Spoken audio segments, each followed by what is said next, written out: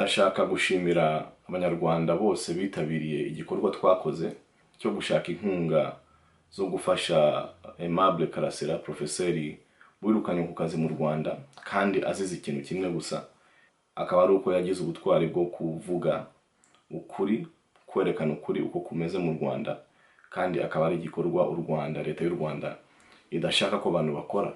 Profeseri Karasira ni umuntu w'intwari, ni umugabo wahagaze mukuri kandi akagira ubutwari, azi yuko ashobora kubizira, azi yuko bishobora kumugirira ingaruka, nubwo yarazi yuko iyo risk ihari, ariko akaba yarahagurutse akavugisha ukuri, kandi koko iyo ngaruka ikaba yaramubayeho.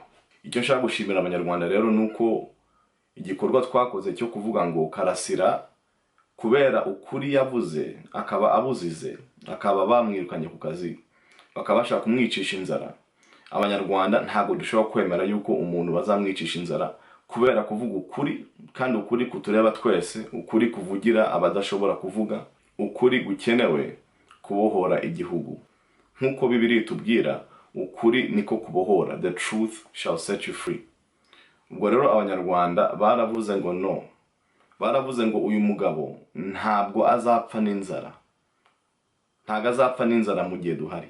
Ubwo rero iriya GoFund twafunguye, uburyo yagiye izamuka byagiye byereka abanyarwanda kandi bikerekana Profeseri Karasira yuko niba hari izindi ngaruka zamuberaho tutahindura, ariko icyo dushobora gukora turagikora, kandi gutanga amafaranga kumufasha kugira ngo ntazapfe n'inzara, icyo cyo turagishobora. Ubwo rero abanyarwanda rwose abitangiye aho ngaho akazi twakoze ntago ari ukwakorera Profeseri Karasira gusa, ariko ni ukwereka n'abanyarwanda abandi bose bazahaguruka kuvugisha ukuri no kuba intwari yuko tubari inyuma. Hari ijambo abanyarwanda bakunda gukoresha, amagambo abiri, iyo mvugo njya nyitangara inshuro nyinshi. Abandusha ikinyarwanda yenda mushobora kuba muzi aho yaturutse cyangwa n'icyo ibishaka kuvuga, yenda n'ubuswa bwanjye butuma yuko ntabyumva, ariko ngewe nyifashe uko nyumva, literal translation. Iyo umuntu avuze ngo turi kumwe, kandi ayo magambo abiri nda magambo njya nyumva inshuro nyinshi cyane, abanyarwanda dukunda kurikoresha kama turi kumwe. Umuntu yakora ikintu cy'ubutwari cyangwa umuntu yakora ikintu gishobora kumugira ingaruka, benshi bakamwandikira bakamutelefona ngo oh komereza aho ngaho rwose turi kumwe. Ariko igihe abantu bageze mu bibazo, ya turi kumwe igahita igenda. Turi kumwe yabaye ikintu cy'amagambo gusa, ariko mu gihe practical solutions, mu gihe practical help zikenewe, ugasanga abantu barifashe, ugasanga abantu baracecetse, abantu bafunze amatelefoni, abantu bigize impumyi nkaho batabona yuko hari ikibazo kirimo kubera umuvandimwe, kandi baravuze ngo turi kumwe. Abanyarwanda bitabiriye iki kibazo ntago ari babandi baturi kumwe, ariko ikibazo cyaba wapi bagahita bazimira. Ni babandi bavuze ngo yenda hari ibyo ndashobora kugufashamo, ariko amafaranga yo dushobora kuyagufashamo, amafaranga yo dushobora kuyakorera tukayatanga. Abo ngabo rero ni babandi baturi kumwe ba ukweli, baturi kumwe bukuri. Kandi ndabashimira cyane, kandi Imana ikomeze ibafashe, kandi Imana ikomeze ibagirire umugisha, mukomeze kugira umutima wo gutanga, umutima wo gufasha abavandimwe mu gihe bageze mu kibazo. Iki gikorwa cyeretse leta y'u Rwanda yuko abanyarwanda duhagaze hamwe, nta moko, nta turere, nta kuvuga ngo uyu nguyu ninde uyu ninde, tuhagaze hamwe kandi turi abavandimwe. Kandi iyo umunyarwanda ahagaze ku kuri, ukuri tuzi ko ari ukuri, ukuri leta ishaka guhisha, tuzahagarara nawe kandi tuzamufasha. Kandi abazagira ubutwari bwo gukora ibyo bashobora gukora, natwe tudashobora gukora ibyo barimo gukora, tuzabafasha mu buryo dushobora, mu buryo Imana izadushoboza. Hari abandi banyarwanda bagiye banyandikira bambwira yuko iyi GoFundMe itazashoboka, yuko leta y'u Rwanda izayihagarika. Hari abandi bagiye banabivuga muri za kommentari zabo kuri social media no ku maradiyo. Abanyarwanda tugomba kuva mu bintu by'ubwoba n'ibintu byo kutamenya uburyo isi ikora. Erega u Rwanda, leta y'u Rwanda ntitukajye tuyiha imbaraga idafite. Ntitukajye duha leta y'u Rwanda na Paul Kagame n'abari abandi bamuzengurutse birirwa basakuza nkaho bafite, ntitukajye tubaha imbaraga badafite. GoFundMe ni organisation ikorera hanze, ni organisation itakorera u Rwanda. rero niba hari izindi GoFundMe zafunzwe, ubwo abazikoze bagomba kwiga yuko iyo dukoze ibi bintu tugomba kubikora mu mategeko, tukandika ibintu uburyo bigomba kwandikwa bidashobora kudutega imitego.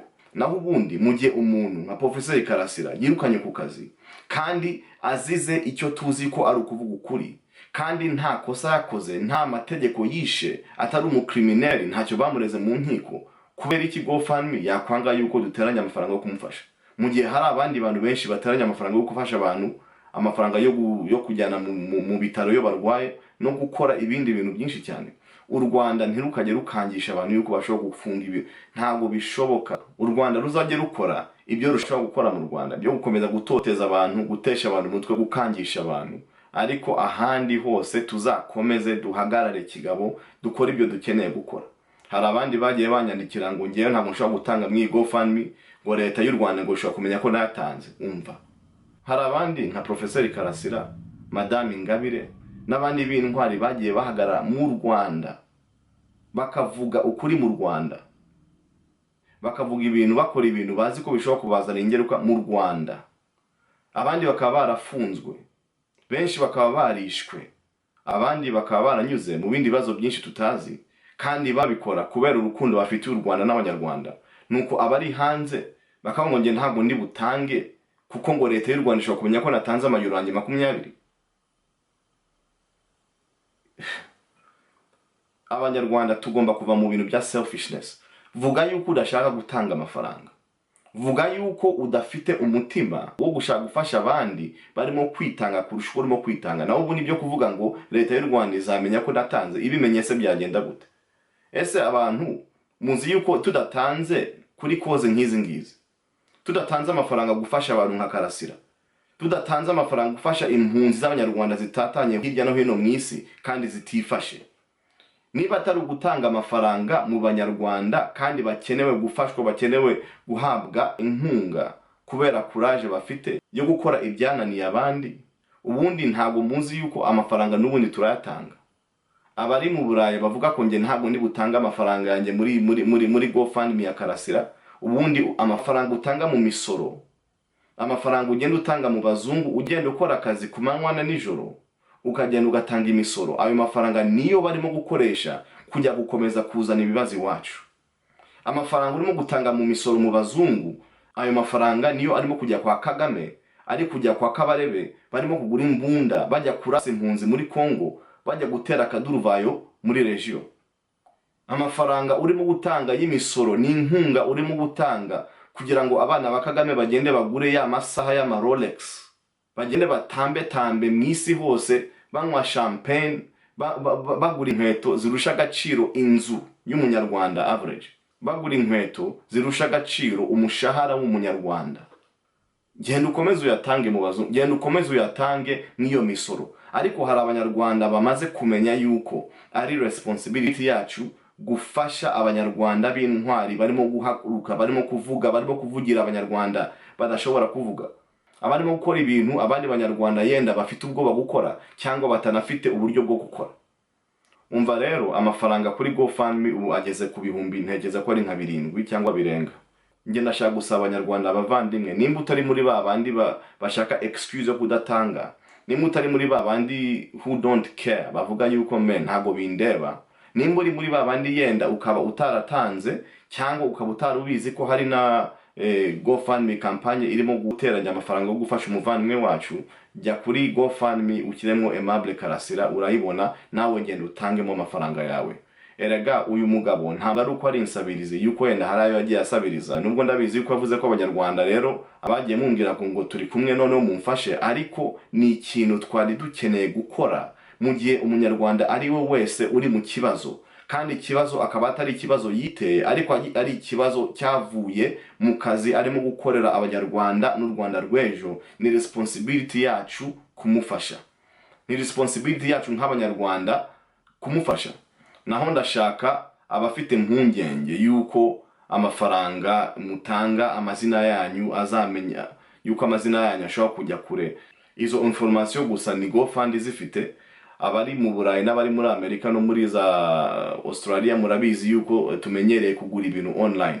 izo ni za system bakoresha, they are secure systems, nta information yawe mfite, abandi turi kumwe muri fundraiser ntago babona izo information, byose ni anonymous, kandi unakanze anonymous nta nubwo n'izina ryawe rimenyekana. Ubwo rero ntitukoreshe excuse yo kuvuga ngo dufite ubwoba. Niba dufite umutima wo gutanga, niba tuzi yuko ari responsibility yacu gufasha umuvandimwe wahagurutse kuvugisha ukuri, kandi bikaba atari we gusa, hakaba hari n'abandi dukeneye gufasha, reka tuhaguruke nk'abanyarwanda tuvuge ngo ni responsibility yacu gukora ibyo dushobora gukora.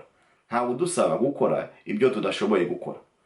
Ntawe udusaba guhaguruka ngo ufate indege ujye mu Rwanda nuko utangire gukora interview cyangwa utangire kuvuga ibyo Karasira avuga. Ibyo nibyo yiyemeje, kandi nta wamufurishije kubikora, kandi nta umuhemba kubikora. Ni ibintu yakoze kuko yiyemeje yuko ukuri kugomba gusohoka, kandi ibitavugwa bigomba kuvugwa kugira ngo u Rwanda rw'ejo ruzabe rwiza, ruzagera amahoro. Ibyo rero nta wabigusabye kubikora, ariko gutanga inkunga byo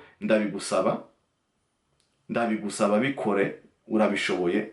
Niba ufite amafaranga, niba ufite amayuro 5, 10, 20, hari abagiye banatanga 100, hari abagiye batanga 200, hari uwatanze 400 ejo bundi. Abo ni abanyarwanda b'intwari, nabo tugomba kubita intwari. Niyo batarimo yenda kuvuga cyangwa gukora ibyo Karasira akora, gukora ibyo Madame Ingabire arimo gukora, ariko nabo tumenye yuko nabo ni intwari, kuko nabo bagiye gukora akazi, bafata imishahara yabo bagabanyamwe igice baragitanga, baravuga ngo umuvandimwe komereza aho ngaho turi kumwe. Atari turi kumwe y'amagambo gusa, ariko turi kumwe y'ibikorwa. Ubwo rero Karasira, nimba uri burebe iyi video, menya yuko abanyarwanda turi kumwe nawe, tuguhagaze inyuma.